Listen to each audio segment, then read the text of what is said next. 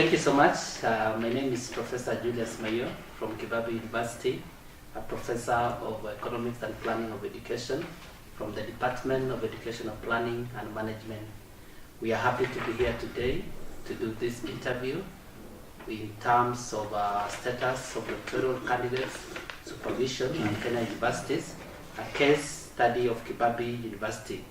So this is a study which is in fulfillment for the requirement in a training course for supervisors of doctoral candidates in Africa universities, which is sponsored by DAD. And we have several scholars who have enrolled for the training course from all universities in Africa. So thank you so much. I want to welcome Professor to say his name and what he does. Welcome, Prof. Thank you very much, Prof. My name is Professor Stanley Ngome Mtsotso. I'm the Dean, School of Graduate Studies. I'm also Professor Curriculum and Instruction, Department of Curriculum and Teaching. Thank you. So, Professor, I want to ask about in KIBU University, what is the process of appointing a supervisor? Thank you. The process of getting a supervisor to supervise postgraduate, and in particular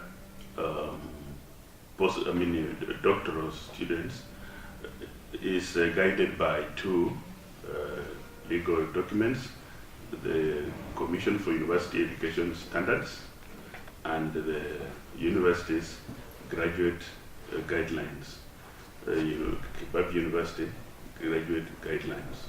So the process begins at the point when proposals are submitted to the school. They are submitted to the school by the Faculty Graduate Studies Committee Chair through the respective deans. Once they are submitted to the school, a board is constituted, a school board is constituted to look at the proposals. Now, as they look at the proposals, there are two levels. One, they look at the title of the research, whether it is viable, whether it is researchable. Number two, then they also look at the proposed supervisors.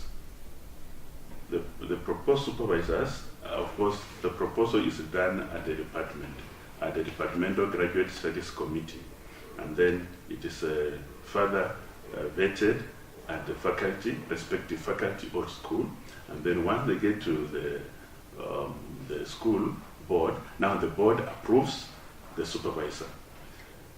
Qualification to become a supervisor is guided by the graduate regulations. At the same time, it's also defined in the Commission for University Standards. So it is very clear. And so once you get that, you will then now move on to say, this is one who is a graduate faculty. And a graduate faculty is also defined in the graduate guidelines of the university. So it is a clear process and well documented. Okay, thank you, Prof.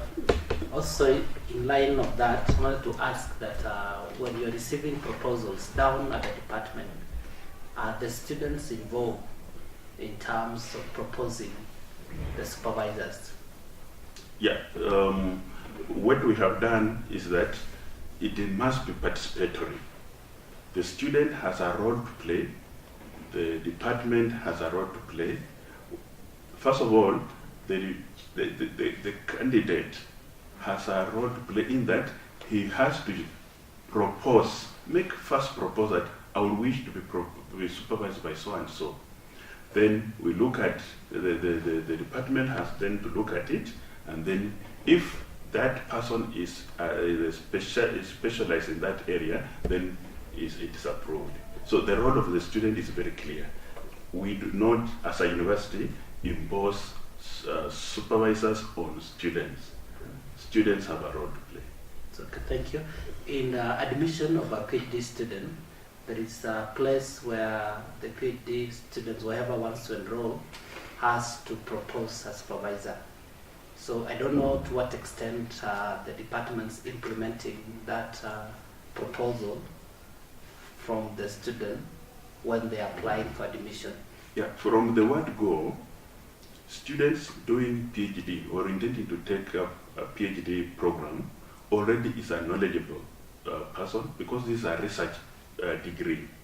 This is a person who has already done his master's, and therefore, as at the time of application, he already knows his focus, and so he is capable of proposing a person who can be a supervisor, because at that level, he is coming up with a concept, and that concept is already being looked at by these people who he is proposing. And the student, the candidate already knows, if I'm supervised so and so, my research will move fast enough.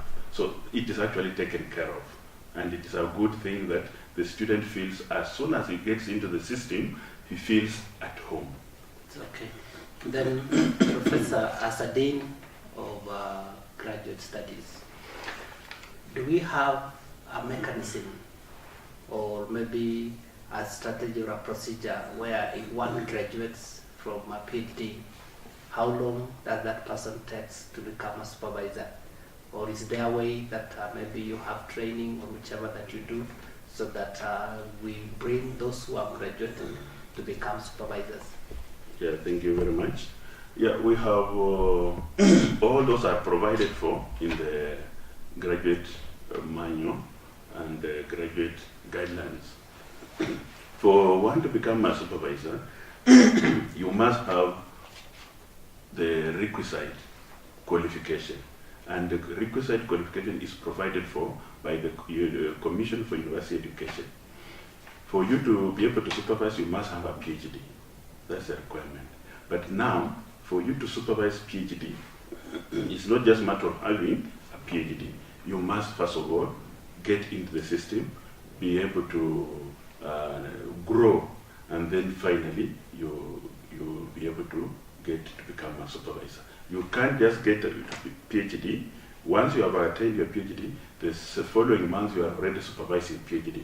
That one we don't. We give it time for the person to grow within the system, to learn, to get some level of experience. Then, however, there are challenges related to that also, but now that is what we are practicing at the moment. It's okay. So the time for growing could be 1 month, could be 3 months. At least a year. We give year. it at least a year. It's at least okay. 1 year within the university system. Okay. One can be able to mature.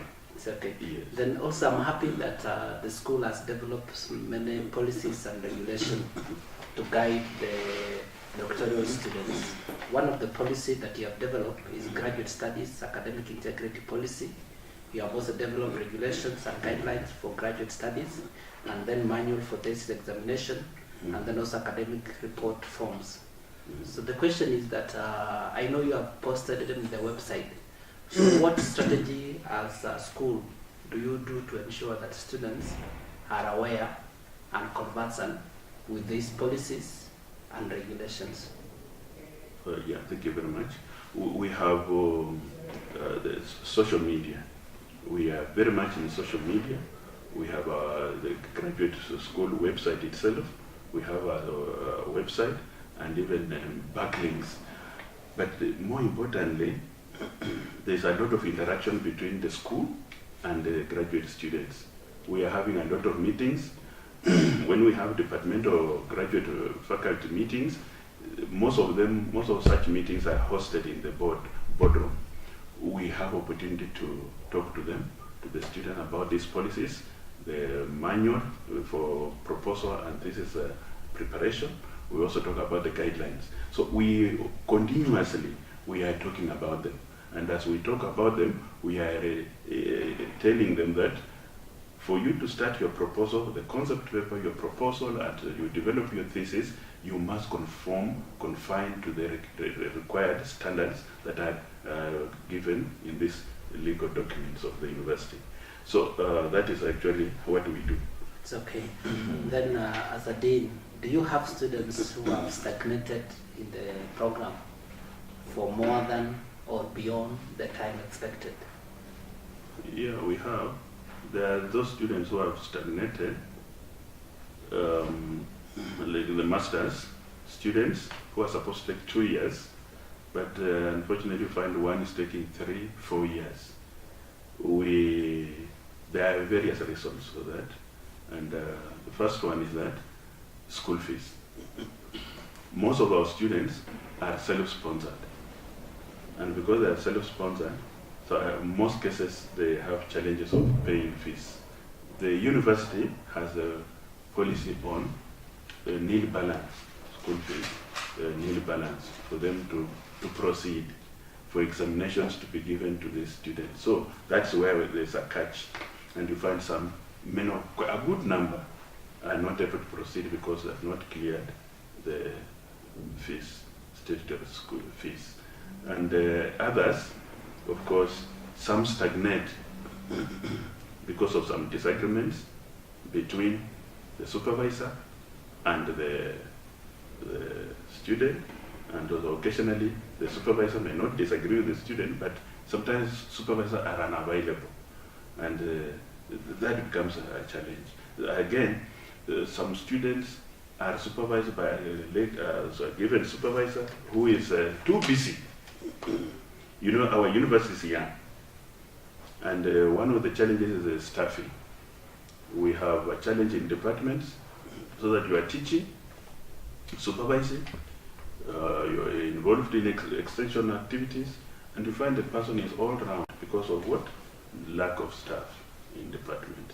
So those are some of the things that make our students lag behind.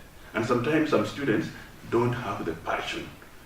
They get to a point, say, they have defended and successfully defended, but there are corrections to be undertaken. So for you to be able to get completion certificate, you must have gone through all the processes. The student says, I have gone through this process of oral defense. I'm so excited. I want to take my time. Since I've been given 3 months, let me take my time so that I do what? I relax. Then when I come, then I can complete. So then you find the students not in a hurry, it delays. It's okay. Yes. So how do you solve the conflict between the student and the supervisors? Do you have a committee? Or maybe, because I know it reaches to you. Yeah, definitely we have a conflict resolution mechanism as at the school. We have, we do these things of counseling. First of all, we look at the student, we listen to the student, we involve the committees at the school level and the faculty level. We involve them, and then we also involve the department. We don't just pick up issues when they are reported and we take up to start giving solutions. We listen to them, and then we refer some to the faculty graduate studies committee, and some we refer to the departmental graduate studies committee. And then in most cases they have been sorted out.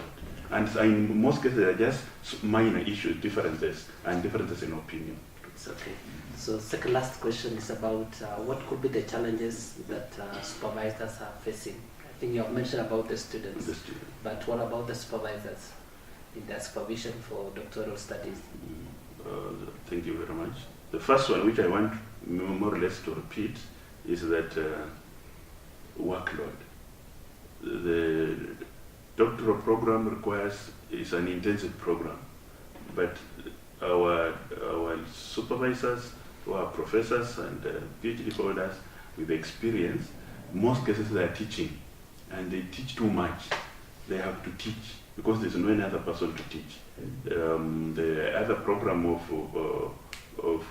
part-time program, it exists, but sometimes it does not reach all the departments. So you find our supervisors are very busy, and so that is the first one, which in my opinion is affecting our supervision. And secondly, as a young university, we may not have adequate facilities to thoroughly supervise and competently in terms of efficiency to be able to supervise our students and to be able to use right equipment and facilities to be able to make the students come out strong.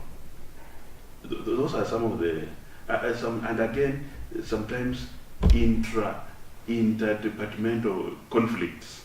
They find a supervisor from one department, another one from another department. Of course, they are supervising a candidate whose theme is a bit of focus in some area, but is supported by another. So you find the two also start having somewhat conflicts. Some lead to conflicts depending on what area of specialization. So those are some of the challenges they may face. And then when the supervisors have conflicts, then the student becomes the ground. The student becomes the sufferer, and that's when now the graduate school comes in. The graduate school comes in to sort it out, and usually once it comes in, we take it up very fast because we don't want the student to suffer.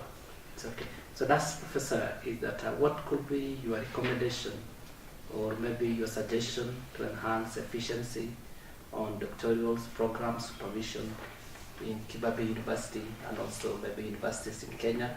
Because the problems that you might be facing is not only maybe for KIBU, it could also be all universities that we have in Kenya and also in Africa in totality. So what could be your recommendation and suggestion? Yeah, the first one which I want to say is that no education system is greater than its teacher. No program is greater than its teacher. We need, first of all, to strengthen the capacity of our supervisors. We need to have regular seminars to update on the current trends in supervision. That is the most important thing, that we need to capacity build our supervisors. Secondly, universities must employ. And the employment in universities should not be lopsided. Universities must employ senior staff, senior faculty, full professors, associate professors, senior lecturers. Most universities are having, majority of the faculty are in lower cadre of lecturer and tutorial fellow. That is the greatest undoing in most of our universities. We must employ, and we have to employ. The government must put resources to employ universities to have qualified, experienced researchers and scientists. That is when we will strengthen postgraduate PhD programs in this country and in our university. That is my focus, that no education system is greater than its teacher. The teacher first, the researcher and the university research scientists first, then the other systems will come. Then secondly, resources. We must have resources. We must have resources, instructional resources, and we must have facilities.